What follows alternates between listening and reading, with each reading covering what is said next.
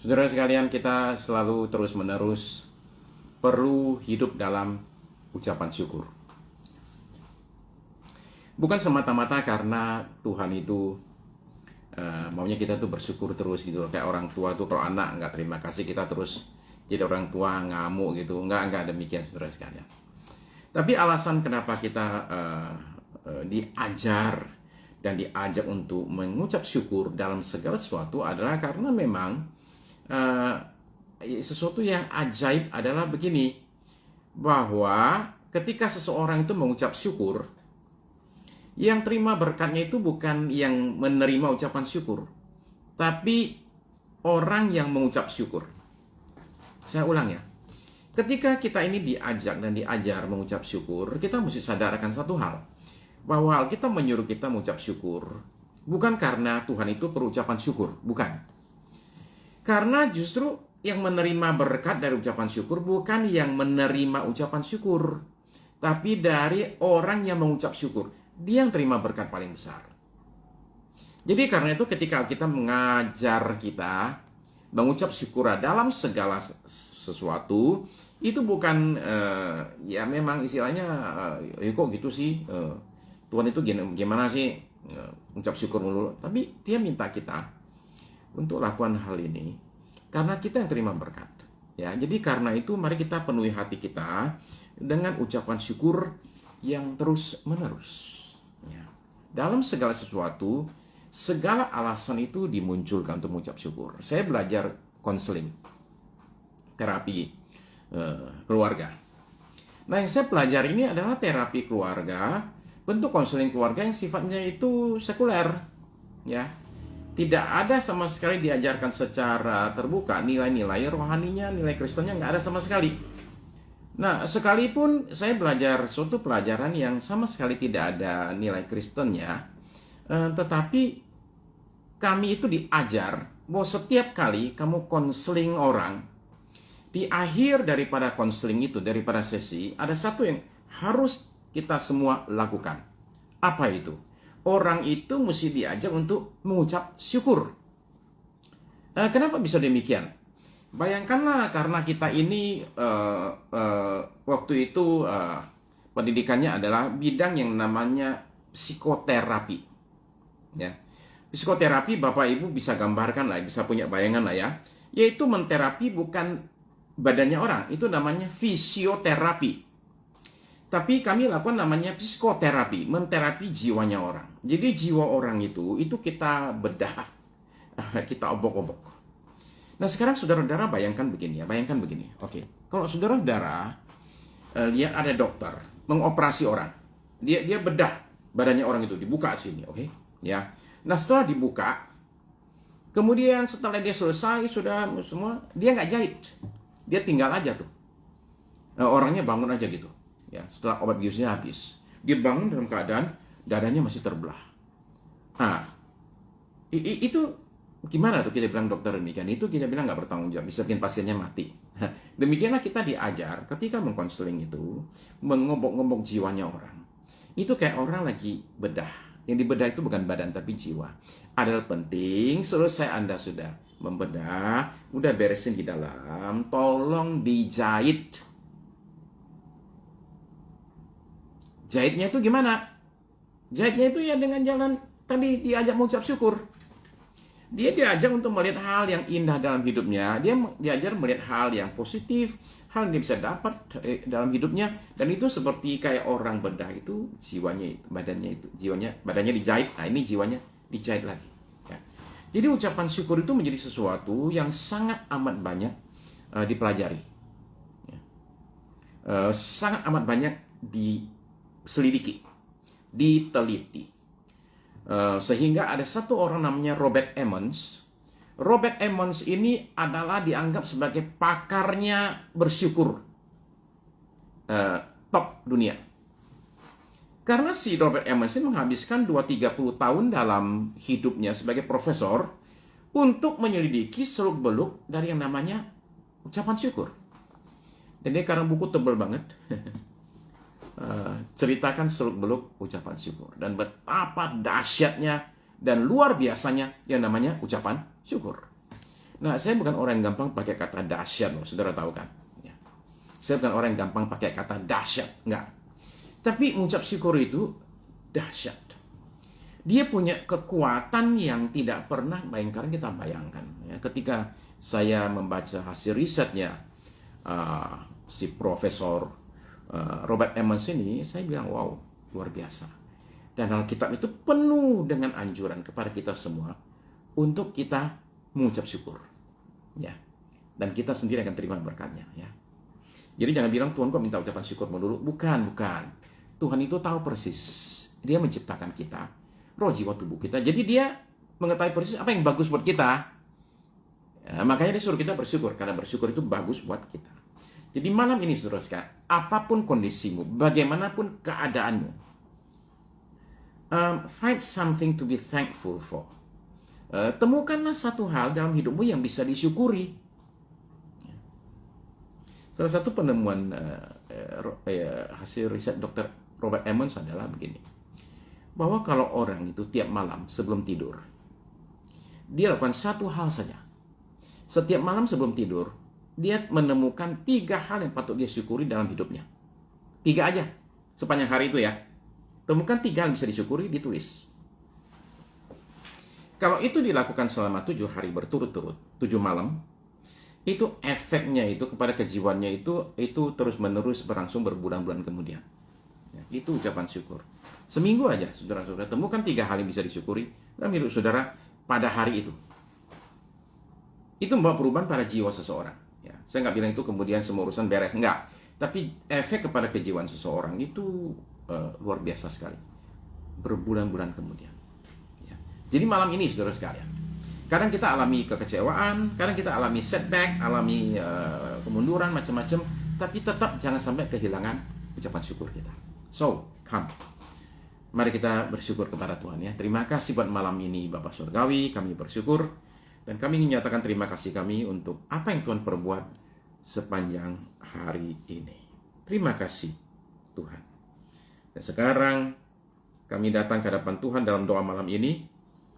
Pertama-tama minta Tuhan mengampuni kami dari segala dosa dan kesalahan kami. Ampuni kami Tuhan akan kedagingan kami, akan kekurangan kami, dosa kami, kenajisan kami, kelemahan kami, kekurangan kami ya Tuhan. Kiranya darah Kristus itu boleh menyucikan kami sekalian dalam nama Yesus. Kami layak Tuhan masuk hadirat-Mu yang suci, berhiaskan kekudusan. Malam ini dengarkanlah doa-doa kami naikkan untuk orang yang kami kasih, untuk pekerjaan Tuhan buat bangsa kami. Terima kasih di dalam nama Yesus, terimalah sembah kami malam ini ya Tuhan. Kami bersyukur di dalam nama Yesus. Amin. Saudara sekalian tahu bahwa saya ini lagi baca satu buku judulnya Mountain Rain.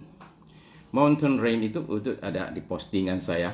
Saya munculkan cover bukunya. Mountain Rain itu adalah kisah tentang misionaris bernama James Fraser. James Fraser itu dari Inggris, umur 22 tahun, baru lulus sekolah insinyur, itu datang ke Tiongkok. Tahun 1914 atau tahun-tahun itu menjelang Perang Dunia Pertama. Dan dia habiskan puluhan tahun di daerah di dekat perbatasan dengan Burma, di tempat namanya Lisu. Ya, penduduk Lisu di sini, suku Lisu. Saya nggak cerita panjang lebar tentang bukunya, tapi buku itu memacu saya untuk tambah jam doa saya. Dia memicu saya untuk berlutut. Ya. Tuh, habiskan waktu untuk berlutut dan menaikkan berbagai permohonan kepada Tuhan. Ya. Sebagian ada nama-nama saudara yang saya sebut di hadapan Tuhan. Saya sujud di tepi ranjang saya dan menyatakan kasih saya kepada Tuhan, menyatakan ketergantungan saya kepada Dia, dan menyatakan syukur saya kepada Dia. Terus saya naikkan permohonan saya. Jadi ada buku-buku tertentu yang kalau kita baca itu membuat kita menjadi orang-orang kita diinspirasi untuk kita lakukan hal tertentu. Dan buat saya Mountain Rain itu adalah buku yang saya beli, sebenarnya cuma saya beli nggak pengen saya baca-baca amat sih. Tapi ternyata itu membuat saya jadi lebih enjoy doa, lebih banyak berdoa. Saya terima kasih kepada Tuhan untuk James Fraser. Sebab yang saya pelajari dari dia sebenarnya banyak selain kesabarannya, tapi terutama jam doanya. Ya. Dan kita semua perlu perbanyak jam doa kita, saudara-saudara sekalian. Dan makanya kita ada doa malam pada malam ini. Ya. Nah, saudara sekalian, kita akan lanjutkan pembahasan kita tentang bagaimana Roh Kudus membentuk karakter. Nah, begini, minggu lalu saudara-saudara ingat bahwa ada sedikit masalah internet, karena internet saya putus. Jadi karena putus, saya kemudian kepikiran, udah saya simpan dulu di handphone saya, nanti saya sambung 2 potongan itu. Beli di mana Pak bukunya? Wah, saya belinya di Amazon, Bu. Ya, di Amazon itu. Nah, ada filmnya, kalau mau nonton lebih gampang nonton filmnya tuh. Ya. Judulnya juga Mountain Range, ya. Filmnya itu kalau nggak salah ada di Amazon tuh. Ya, itu film nggak panjang ya. Setengah jam daripada baca bukunya. Baca bukunya lebih lama. Nonton film lebih seru, ya. Nah, jadi saya bermaksud nyambung, tapi ternyata ketika saya cari di handphone saya hilang tuh yang rekaman minggu lalu, nggak ada. Yang saya bicara soal Roh Kudus membentuk karakter. Joe, ya, nggak tahu mesti gimana nih. Kita mesti lanjut ke part 2-nya, ya. Gini, saudara-saudara sekalian. Ya, saya mulai dengan pertanyaan ini. Pertanyaan simple. Saudara pernah nggak merasa dalam diri saudara ada yang perlu diperbaiki?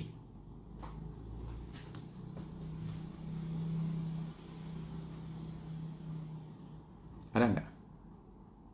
Ada nggak sesuatu dalam diri saudara yang saudara merasa, bagian ini saya perlu berubah? Ada nggak?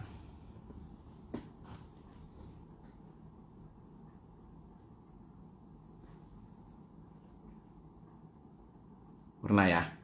Oke, iya ya, ada ya. Oke. Kalau saudara banyak. Oke, begini loh. Kalau saudara bilang ada atau banyak, oke, ya. Itu jawaban yang normal. Oke. Kalau saya ditanya gitu, jawaban saya sama. Jawaban saya adalah banyak. Banyak. Ya. Dan saya senang dengarnya kalau saudara bilang ya ada. Oke, kita semua ngaku terus terang lah, ya. Semua kita itu ada banyak sekali yang perlu diperbaiki. Ya. Oke, ya begitulah. Oke. Nah, oke, jadi kita sadar ya, kita perlu banyak berubah nih. Cuma saya mau tanya, saudara pernah nggak bikin janji akan berubah, tapi nggak berubah? Ada nggak yang gitu? Udah, ini nggak benar nih. Saya punya sifat ada jelek, oke? Jadi saya mau berubah nih. Oke? Saya janji akan berubah, tapi nggak berubah. Ada beberapa orang itu membuat daftar tiap tahun. Daftarnya itu namanya resolusi tahun baru. Dimana bikin list ya, tahun ini saya mau berubah ini. Nah, saya kasih tahu ya. Semua kita begitu ya. Oke, semua kita begitu. Mari kita ngaku terus terang. Oke, saya gitu. Oke, janji mau berubah. Sudah waktunya nggak berubah-ubah. Oke, kita semua alami itu ya. Nah, ada orang bikin orang tuh sering bikin ya. Daftar tahun baru tuh saya mau berubah apa-apa gitu. Saudara tahu nggak apa yang sering kali muncul dalam daftar perubahan tahun baru? Itu sudah diselidiki. Ya, paling banyak itu ada 2. Nomor 1, janji akan banyak olahraga sepanjang tahun baru ini. 1, banyak olahraga. Kedua, menurunkan berat badan. Itu 2 itu. Ya. Akan perbanyak olahraga, akan olahraga. Kedua, akan kurangi berat badan. Dan 2 ini seringkali gagal. Iya. Nah, begini saudara-saudara sekalian. Ya. Pada abad ke-19, itu di London ada satu orang. Bukan. Itu ya, oke. Sama, semua kita begitu, ya. Nah, begini saudara sekalian, pada abad ke-19 di London itu, tahun 1800 sekian, itu ada satu ateis bernama Charles Bradlaugh. Ya. Charles Redlaw ini itu dianggap pada zaman itu ateis nomor satu di Inggris. Jadi dia menantang satu orang Kristen untuk debat, mempertanyakan kebenaran Kristen. Nah, orang yang tantang ini, target dari 4 tahun lalu nggak tercapai, sudah 4 tahun. Aduh. Nah, yang ditantang debat ini namanya Huey Hughes, ya, namanya rada aneh ya, Huey Hughes. Ya. Nah, Huey Hughes ini adalah seorang penginjil yang melayani orang miskin di London. Ditantang berdebat. Oke, diterimalah tantangannya itu. Tapi, si penginjil ini bikin satu syarat kepada ateis itu. Dia bilang, saya setuju. Ya, ya, sekarang mendingan nggak usah janji lagi ya. Mendingan langsung berubah aja. Daripada stres, nggak tercapai. Begini saudara sekalian. Jadi, si Hughes ini, penginjil ini, bilang sama si ateis, saya setuju kita debat. Tapi saya minta satu syarat. Yaitu bahwa kita masing-masing membawa bukti tentang kebenaran iman kita masing-masing. Ya. Kita bawa bukti nyata kebenaran iman kita masing-masing dalam bentuk orang-orang, pria wanita yang itu dulu hidupnya itu ngaco, ya, nggak benar, kemudian berubah karena ajaran iman kita. Ya, itu tantangan daripada si penginjil Hughes kepada ateis Charles Redlaw. Dia bilang kita masing-masing bawa 100 orang, laki perempuan sama aja, 100 orang yang hidupnya itu dari semula kacau berubah jadi baik karena ajaran Kristen. Saya bawa 100 orang, nah Anda bawa 100 orang yang hidupnya berubah dari semula kacau jadi baik gara-gara jadi ateis. Kemudian si penginjil Hughes ini tambah jadi. Dia bilang gini, oke, kalau Anda tidak bisa membawa 100 orang, Anda cukup bawa 50 orang. Saya tetap bawa 100. Dan dia bilang gini, kalau Anda nggak bisa bawa 50 orang yang berubah hidupnya, dari semula ngaco jadi baik, gara-gara jadi ateis, nggak usah 50 lah. Anda cukup bawa 20. Saya tetap bawa 100. Akhirnya dia tantang lagi. Anda tidak usah bawa 20. Anda bawa 1 orang saja, yang hidupnya itu berubah dari ngaco jadi baik gara-gara dia jadi ateis. Bawa 1 orang saja. Saya tetap bawa 100 orang yang hidupnya berubah dari ngaco jadi baik gara-gara ikut Yesus. Kalau Anda setuju bawa itu, Anda bawa 1, saya bawa 100. Kita debat. Apa yang terjadi? Charles Redlaw batal. Nggak jadi debat. Kenapa? Karena dia tidak berhasil menemukan 1 orang saja yang hidupnya ngaco jadi baik gara-gara jadi ateis. Saudara-saudara sekalian, begini loh. Semua kita ini dulu ngaco. Kita datang kepada Kristus. Ya. Nah, sebagian sifat jelek kita berubah. Tapi nggak semua. Ya. Ada lagi sifat-sifat dalam diri kita yang masih perlu diperbaiki. Nah, proses perbaikan ini menurut saya adalah perbaikan yang sifatnya itu seumur hidup. Nah, ini dalam istilah teologianya, proses perubahan ini itu yang disebut dengan nama, kalau bahasa Inggrisnya itu sanctification, yaitu proses pengudusan. Jadi dalam istilah pemahaman teologianya itu ada namanya justification, ketika kita dibenarkan oleh Kristus.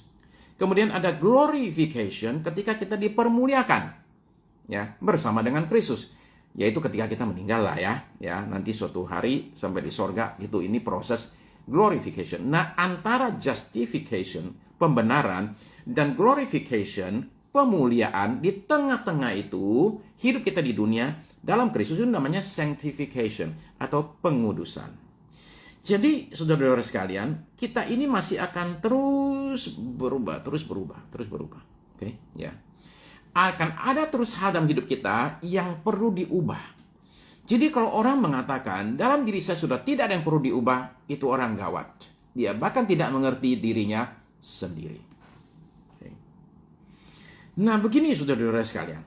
Tadi saya tanya, berapa yang sadar ada yang perlu diubah? Saudara-saudara mengatakan banyak yang perlu sadar, dan kemudian ada banyak yang mesti diubah. Nah begini, adalah penting kita menyadari bahwa bukan hanya kita yang mau berubah,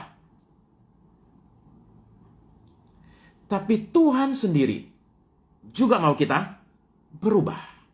Nah, di sinilah kita menemukan sesuatu yang penting. Bahwa ada suatu kerinduan dalam diri kita semua untuk kita jadi lebih baik. Untuk kita berubah sifat kita, karakter kita lah, pikiran kita. Semua kita perlu ya, hal tersebut. Dan demikian juga Tuhan mau kita berubah, saudara sekalian. Ya. Coba kita baca ya. Oke. Oke, Roma 12 ayat 2. Roma 12 ayat yang ke-2.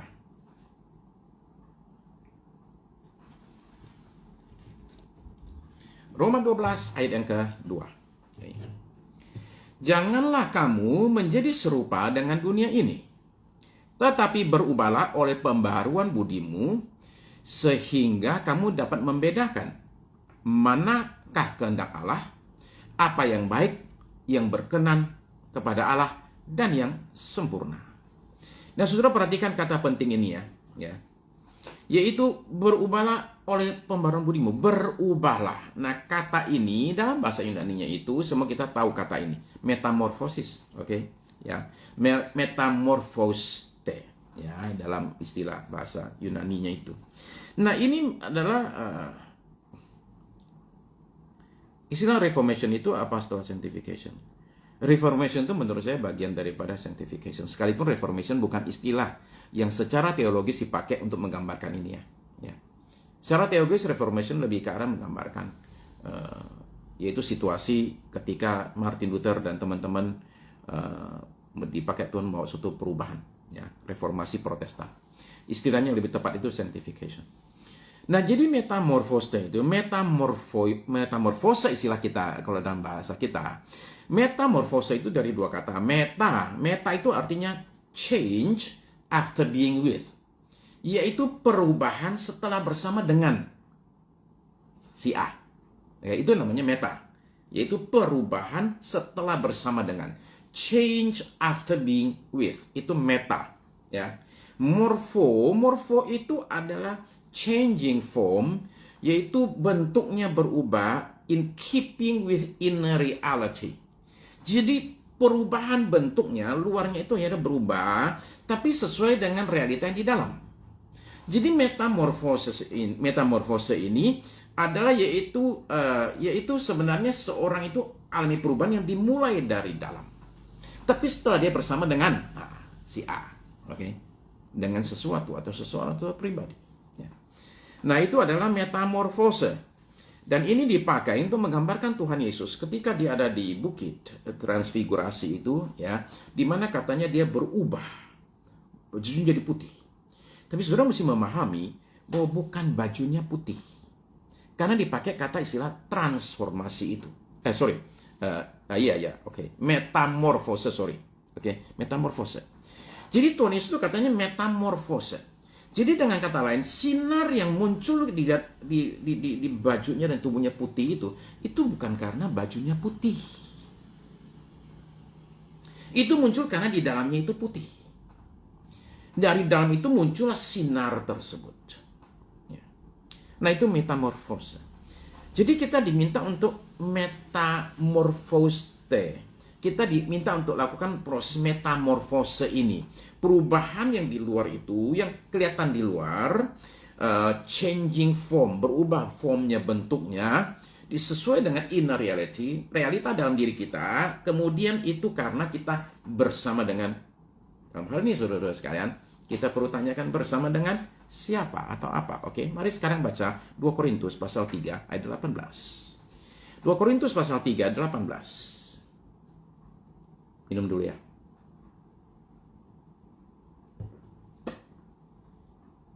Oke. 2 Korintus pasal 3, 18. Dan kita semua mencerminkan kemuliaan Tuhan dengan muka yang tidak berselubung. Saudara mesti baca seluruh pasalnya dari ayat 1 ya. Oke, saya nggak baca itu. Ya. Tapi kita semua mencerminkan kemuliaan Tuhan dengan muka yang tidak berselubung. Beda dengan Musa yang mesti menutup selubungnya. Kenapa dia mesti menutup? Karena cahayanya pudar. Ya. Nah, kita nggak usah demikian. Kenapa? Dan karena kemuliaan itu ya, datangnya dari Tuhan yang adalah roh, maka kita diubah menjadi serupa dengan gambarnya, gambar Tuhan, dalam kemuliaan yang semakin besar. Dan mencapai puncaknya ketika kita nanti dalam hidup yang akan datang. Jadi saudara-saudara sekalian begini. Jadi saudara, tadi saya katakan bahwa itu perubahan dari dalam, metamorfose, yang muncul karena kita bersama dengan siapa? Saudara sekalian perhatikan. Kita ini diubah menjadi serupa dengan gambar Tuhan kita, Yesus Kristus. Ya. Nah, jadi tapi semua ini dilakukan melalui roh, karena disebut tadi Tuhan yang adalah roh. Ya. Jadi saudara sekalian begini, ada banyak orang berusaha berubah dengan memakai berbagai cara. Dengan katakanlah tadi itu janji-janji dan sebagainya, dengan usaha manusia, dengan niat baik dan lain sebagainya. Itu semua nggak cukup saudara sekalian. Ya, nggak cukup. Kita ini mesti bedakan antara keinginan untuk berubah dengan kuasa untuk berubah. Dua-duanya kita perlu. Kita ini perlu adanya keinginan, kemauan untuk berubah. Itu perlu start dari situ. Tapi orang nggak cukup dengan kemauan saja.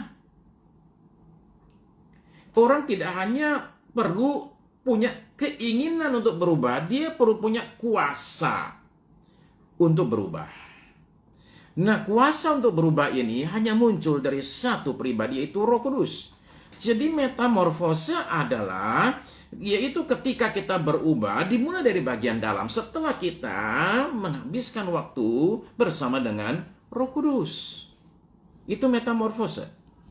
Jadi dari Roh Kuduslah dimulai perubahan tersebut terjadi dalam diri kita, ya. Nah, jadi itu kuncinya. Kuasa Roh, saudara-saudara sekalian. Ya. Nah, saya bicara kemarin soal Roh Kudus. Ya, bagaimana dia bekerja dalam diri kita. Nah, tapi sekarang saya mau ajak kita semua untuk kita ini perhatikan beberapa hal ini, saudara sekalian. Nomor 1, kita mesti mulai dengan namanya kesadaran. Ya, kesadaran apa nih? Kesadaran akan keberadaan Roh Kudus dalam hidup kita. Ya, kita mulai dengan itu dulu. Ya, saya perlu sadar bahwa ada Roh Kudus dalam hidup saya. Ya. Nah, saya ini menyadari bahwa sebagian orang bergumul dan bertanya, adakah Roh Kudus dalam diri saya? Tapi kalau saudara membaca di dalam 1 Korintus pasal 12. 1 Korintus pasal 12. 1 Korintus pasal 12.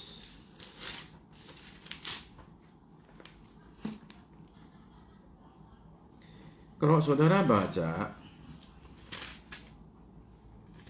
di dalam ayat yang ketiga ya, 1 Korintus pasal 12 ayat 3.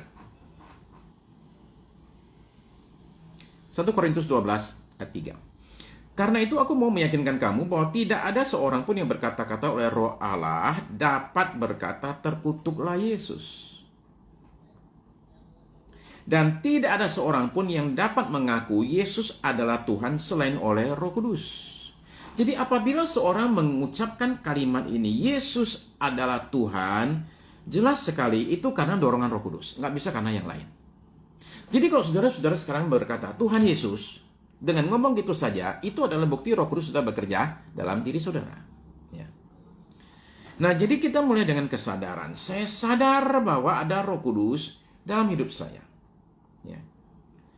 Nah, ada kuasa yang tersedia untuk menolong kita untuk berubah, saudara sekalian. Itu intinya. Ya. Jangan sampai kita ini nggak sadar gitu loh. Karena kalau saudara nggak sadar, saudara nggak akan pakai itu. Saya contoh ya. Kayak contoh begini. Oke. Saya ke Surabaya. Ya. Dan oleh gereja yang mengundang, saya ditaruh di Hotel Marriott. Lalu kemudian ada orang mau konseling. Oke. Nah, jadi cari tempat konseling di Hotel Marriott. Nggak dapat. Ya, akhirnya konselingnya batal lah ya. Oke. Belakangan saya tanya sama pegawai hotel. Saya nanya-nanya, terus mereka bilang gini, loh, Bapak itu bisa ke ruang executive lounge. Itu ada ruangan kok. Bapak bisa pakai itu. Oh gitu ya? Nah, akhirnya saya sadar. Nah, oke. Oh, ternyata saya punya akses ke ruang executive lounge. Tindakan saya jadi beda nggak? Kok lain kali, umpama ada yang mau konseling lagi. Beda dong. Kenapa? Karena sekarang muncul kesadaran ini. Tiba-tiba saya sadar, saya punya akses yang bisa saya pakai. Nah, saudara sekarang bayangkan begini, oke? Bayangkan bahwa saudara sekarang saudara-saudara begini loh. Itu sebenarnya orang tuh punya handphone, ya, tapi hanya buat telepon. Dia nggak tahu itu bisa buat nonton film, itu bisa buat ketik surat, bisa macam-macam. Dia nggak tahu, karena dia nggak sadar, maka dia cuma pakai handphone hanya buat nelpon aja. Nah, jadi sekarang saudara, ketika saudara sadar, saudara itu punya Roh Kudus dalam diri saudara. Saudara sudah punya kuasa untuk berubah, itu akan menolong kita. Tindakan kita jadi beda. Ya. Saya sadar, saya punya kuasa yang diberikan oleh Tuhan kepada diri saya dan bentuk Roh Kudus untuk menolong saya berubah. Jadi dari kesadaran kita lanjut kepada yang namanya keinginan. Ya. Keinginan itu, saudara-saudara sekalian, itu adalah keinginan kita untuk mau dipimpin oleh Roh Kudus. Itu kita bicara minggu lalu. Ya, dipimpin oleh Roh Kudus. Jadi saya mesti mau dipimpin oleh Roh Kudus. Saudara perlu sadar, Roh Kudus itu tidak maksa. Roh Kudus itu lemah lembut. Jadi saudara-saudara menemukan bahwa Paulus itu mengajarkan kepada kita, inginkanlah karunia Roh Kudus. Dalam konteks yang sama, kita mesti menginginkan tidak hanya karunia Roh Kudus, kita mesti menginginkan yang namanya buah roh, karakter Kristus dalam diri kita. Ya. Karena kalau kita nggak punya keinginan, Tuhan itu bukan nggak bisa. Tuhan tetap bisa. Tapi Tuhan nggak mau. Ya. Tolong dibedakan ya. Tuhan bukan nggak bisa, tapi Tuhan nggak mau. Nah, saudara perhatikan contoh. Tuhan Yesus tanya sama orang yang sudah lumpuh 38 tahun di pinggir sumur itu. Pinggir kolam kesembuhan itu. Maukah engkau sembuh? Ditanya begitu. Apa ada orang sakit nggak mau sembuh? Gitu. Kan rasanya kan nggak ada ya. Semua orang sakit juga mau sembuh kok. Ya. Tapi pertanyaan tadi itu, maukah engkau sembuh? Itu tetap mesti ditanyakan. Aku ini bisa menyembuhkan kamu, tapi kamunya sendiri mau apa enggak? Jadi saudara-saudara sekalian, keinginan itu mesti muncul dari diri kita. Karena buah itu tidak bisa dipaksakan untuk muncul dari luar.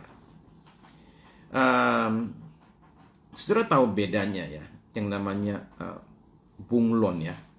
Okay. Bunglon dengan ulat ya. Oke. Bunglon dengan ulat. Bunglon saudara-saudara sekalian, itu berubah terus. Dia berubah. Berubah bagian mananya? Bagian luarnya. Luarnya berubah. Tergantung pada apa? Tergantung kepada lingkungannya. Lingkungannya hitam, dia jadi hitam. Lingkungannya hijau, dia jadi hijau. Lingkungan jadi abu-abu, dia jadi abu-abu. Dia berubah menurut lingkungan. Menyesuaikan diri. Itu yang capek. Ulat itu beda, saudara sekalian. Ulat itu mengalami yang kita sebut tadi itu metamorfosis. Yaitu perubahan di dalam dirinya itu. Jadi secara karakternya dia itu berubah. Ketika dia jadi kupu-kupu, dia beda dengan ulat. Kelakuannya beda nggak antara kupu-kupu sama ulat? Beda banget. Ulat itu cuma bisa merayap dari daun ke daun. Makanannya daun. Tapi kupu-kupu beda. Padahal itu juga ulat loh. Yang dulu ulat sekarang jadi kupu-kupu. Berubah nggak? Berubah. Cara geraknya berubah. Tingkah lakunya berubah. Makanannya pun berubah. Semuanya berubah. Nah itu yang disebut dengan metamorfosis. Ya, tapi perhatikan bahwa perubahan ini adalah suatu proses, bukan sesuatu yang hari ini kita pengen besok jadi. Enggak. Dia adalah suatu perubahan yang metamorfosis sifatnya itu, perubahannya itu sifatnya itu memakan suatu proses yang panjang. Ya. Nah, proses ini penting saudara sekalian. Ya. Jadi saudara bayangkan begini, ulat jelek dihindari orang. Oh, orang deh ulat dia ya enggak ngeri, nggak mau, ya nggak mau dekat-dekat. Ya, jadi ulat tuh jijik gitu loh, gini badannya kayak gini merah terus. Oke. Tapi ketika dia berubah jadi kupu-kupu, perhatikan. Semula badannya gemuk, tiba-tiba sekarang jadi langsing banget. Ya. Kemudian tumbuhlah yang tidak ada pada ulat, yaitu sayap. Pada ulat nggak ada. Jadi terjadi metamorfosis ketika dia dalam kepompong tersebut. Perubahan terjadi dalam, yang kemudian muncul di luar. Menjadi indah sekali. Ya. Nah, jadi saudara-saudara sekalian, perubahan itu jangan dipaksakan dari luar seperti bunglon. Hasilnya nggak bagus. Dan hasilnya nggak bisa bertahan lama. Ya. Saya kasih contoh begini. Saya kasih contoh. Ada orang ke gereja. Ya. Karena berbagai alasan lah ya. Orang ke gereja. Masalahnya orang ini rambutnya itu laki ya, panjang sampai sepinggang gini. Merokok. Terus dia masuk gereja, dikasih tahu, "Dek, kalau minggu depan mau balik sini lagi, tolong rambutnya dipotong." Ya. Di sini gereja ada aturan. Orang kebaktian di sini kalau laki, dia punya rambut panjangnya itu maksimal 7 cm. Dan nggak boleh merokok. Ya, kalau mau kebaktian di sini lagi minggu depan. Nah, tapi orang ini ada kepentingan nih, dia mau tetap kebaktian nih. Jadi apa yang dia kerjakan? Minggu berikutnya, pada hari Sabtu dia potong rambut. Dan dia pesan sama masnya. Ya, tolong potonginnya itu, panjangnya itu jangan sampai lebih dari 7. Potongin 6,5 deh. Siapa tahu malam ini saya tidur, besok udah tambah setengah senti. Jadi demikianlah dia potong rambut 6,5 senti. Karena aturan 7 dia potong 6,5, mepet. Ya. Kemudian sebelum dia masuk gereja, dia di parkiran bisa teriak, Uyusap, dia buang, kemudian dia langsung ambil temennya para pengkhotbah, yaitu fisherman's friend. Nah, demikianlah dia masuk gereja tersebut. Ya, itu gereja ada aturan, rambut harus 7 cm dan tidak boleh merokok. Jadi asyir tugasnya itu selain menyalami jemaat, juga bawa mistar. Mistar untuk apa? Mengukur rambutnya orang yang datang. Kira-kira. Okay. Nah, si A ini kan datang. Mau masuk, stop dulu. Kita pengen periksa. Rambut kamu mencurigakan. Oke, diukur. 6,9 cm. Kata itu asyir. Untung kamu. Tambah 1 mili lagi. Gak boleh masuk, tahu nggak? Tunggu dulu. Coba keluarin nafas. Wih, fisherman's friend, luar biasa. Silakan masuk. Demikianlah kita ini di dalam gereja itu ada orang ikut aturan. Rambutnya pendek terus 7 cm terus. Ya. Tapi tiap kali dia duduk di situ dia memimpikan rambutnya panjang dan dia mimpi cepat-cepat kebaktian selesai. Kenapa? Aku pengen merokok. Nah, demikianlah. Itu yang terjadi. Dia berubah nggak? Dia berubah. Tapi dalamnya nggak berubah. Itu yang terjadi.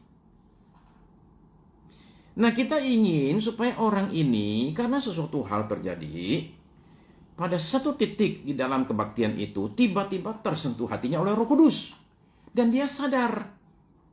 Ya, aku perlu berhenti merokok nih. Lalu kemudian bukan hanya itu, rambut gua kayaknya kayak gitu nggak enak dilihat nih. Begitu keluar gereja nggak usah disuruh, dia langsung ke salon. Dan dia bilang, botakin. Sisain 5 cm. Kemudian dia berhenti merokok. Itu berubahnya karena, tetap berubah kan. Tapi yang satu berubah karena dipaksa dari luar. Yang kedua berubah karena dari dalam. Nah, kita pengen yang dari dalam. Kenapa? Karena perubahan itu permanen. Dan itu dimulai dengan suatu keinginan, saudara-saudara sekalian. Oke, saya punya waktu habis. Nah, langkah demi langkah, kita tidak akan langsung sempurna. Ya. Langkah demi langkah. Kita tidak akan langsung sempurna. Kadang-kadang kita seperti anak kecil, masih jatuh, bangun, jatuh, bangun, jatuh, bangun. Ya, begitulah ya, seperti Farisi kira-kira gitu ya, dengan macam-macam aturannya. Jadi kita kadang-kadang masih jatuh. Ya. Ketika jatuh itu, tolong ingat. Pada waktu kita masih kecil, ketika kita itu belajar berjalan, ya, orang tua kita lihat kita jatuh terus. Dan orang tua nggak bilang gini, lu ya, dikasih kesempatan belajar loh. Ya. Ya kemarin nggak bisa jalan terus, jatuh terus. Udah nggak usah, kasih jalan. Capek aja ngurusin anak kayak gitu. Enggak kan? Enggak. Orang tua kita nggak begitu, saudara sekalian. Orang tua kita mau kita itu terus sampai kita bisa jalan, nggak jatuh lagi. Ya, demikian juga Tuhan, saudara sekalian. Nah, perubahan dari dalam apa masih kejatuhan dosa? Bisa, tetap masih bisa. Ya, bukan terus kita jadi kebal dan dosa, enggak. Ya, namanya juga kita masih dalam daging ini. Nah, saya ingin tekankan begini, saudara sekalian. Kalau umpama saudara jatuh bangun terus, ingat ya, jatuh mesti bangun. 7 kali orang benar jatuh, tiap kali dia bangun lagi. Yang penting bangun laginya. Oke? Jangan jatuh terus mengatakan, gua udah jatuh, nggak usah bangun. Jangan. Bangun lagi aja. Ya, dan terus lari. Oke? Ya. Jadi saya dorong kepada Pak Edi Supriyono untuk sekalipun kita jatuh bangun terus. Yang penting ingat, asal kita masih bangun. Selama kita masih bangun, ada harapan kita akan mencapai tujuan kita. Ya. Jadi, kalau jatuh bangun, yang penting bangun. Oke? Jangan jatuh terus nggak bangun. Yang kedua, dalam hal tertentu, kalau ini kejatuhan ini adalah sifatnya sesuatu kebiasaan buruk yang berulang terus. Ya, kebiasaan buruk yang berulang terus. Kalau itu tersembunyi, nggak ada yang tahu. Saya usul. Saudara bikin suatu pengakuan kepada satu orang. Ya. Pengakuan tentang saudara punya kelemahan. Saya punya kelemahan di sini nih. Kasih tahu sama orang, satu orang ya. Ya, nggak usah disiarkan. Oke, ya. Begini saya kasih tahu saudara sekalian. Oke. Pengakuan itu perlu lakukan 2 macam. Satu, pengakuan kepada Tuhan. 1 Yohanes 1 ayat yang ke-9. Ya. 1 Yohanes 1 ayat 9. Saudara-saudara kan tahu ayat ini ya. Oke. Ya. Ya, 7 kali orang benar jatuh, tiap kali dia bangun lagi. Ya, itu di Amsal ya. Dalam 1 Yohanes, kita itu dikasih tahu begini. Ya. Jika kita mengaku dosa kita, Tuhan itu setia dan adil. Sehingga katanya, Ia akan mengampuni segala dosa kita dan menyucikan kita dari segala kejahatan. Jadi kita perlu ngaku dosa sama Tuhan. Untuk apa? Ia akan mengampuni kita. Jadi akuilah dosamu kepada Tuhan untuk dapat namanya pengampunan. Ya. Oke, sekarang yang kedua, saya lanjut dulu ya. Sekarang yang kedua, kita perlu ngaku sama manusia. Ya. Kenapa ngaku sama manusia? Coba kita baca Yakobus, ya. Yakobus pasal yang ke-5 ayat yang ke-16. Yakobus 5 ayat yang ke-16. Kita ngaku sama manusia. Karena itu hendaklah kamu saling mengaku dosamu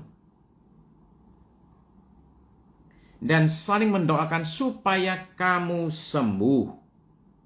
Ya, itu Yakobus 5 ayat 16. Karena itu hendaklah kamu saling mengaku dosamu dan saling mendoakan supaya kamu sembuh. Perhatikan saudara sekalian.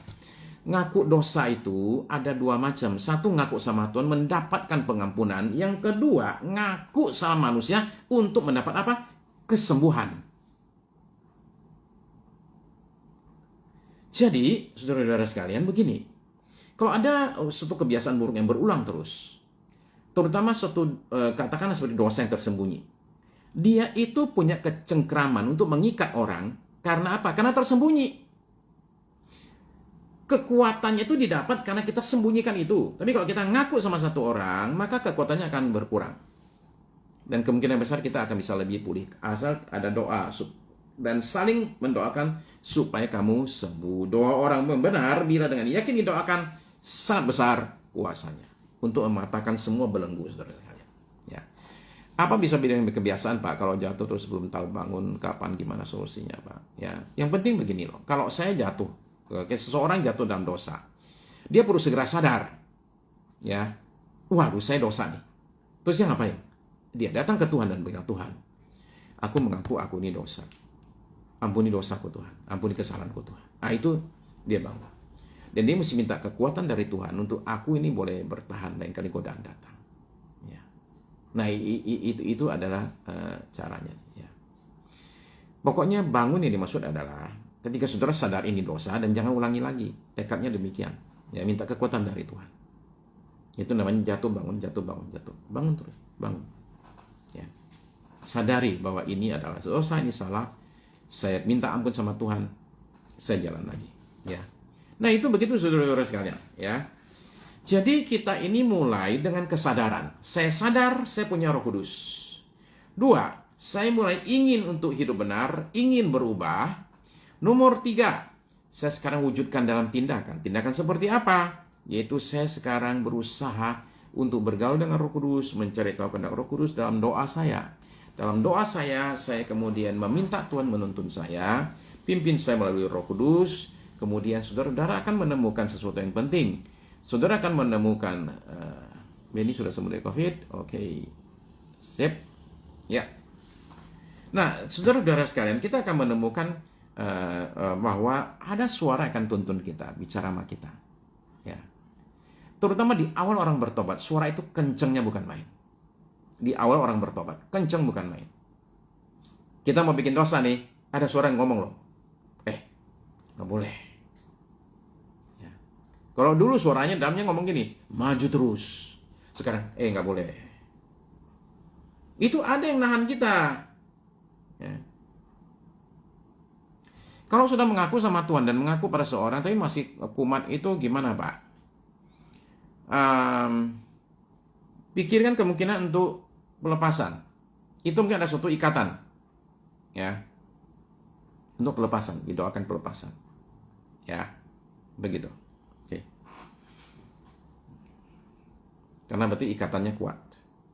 Ya. Tapi saya juga ingin katakan begini loh. Kalau seorang jatuh bangun, dia perlu menyelidiki, kenapa aku jatuh lagi? Bisa nggak? Karena pergaulannya. Temannya belum berubah. Temannya masih itu juga tuh, yang bawa dia ke jatuh dan dosa. Temanmu perlu diganti. Hal tertentu perlu dilakukan untuk membuat suatu perubahan. Ya. Untuk menolong kita. Ya. Katakanlah jatuh dosa selalu di tempat tertentu tuh. Tempat itu jangan didatangin lagi. Ya. Hindari tempat tersebut. Hindari orang tertentu, hindari tempat tertentu yang membuat kita jatuh terus. Ya. Perlu ada hikmat juga ya bekerja di sini. Oke, jadi saudara sekalian, mari kita sekarang ini pekakan diri kita dengan suara Roh Kudus yang mengatakan, jangan lo. Sehingga kita ditahan dari berbuat hal yang tidak berkenan kepada Tuhan.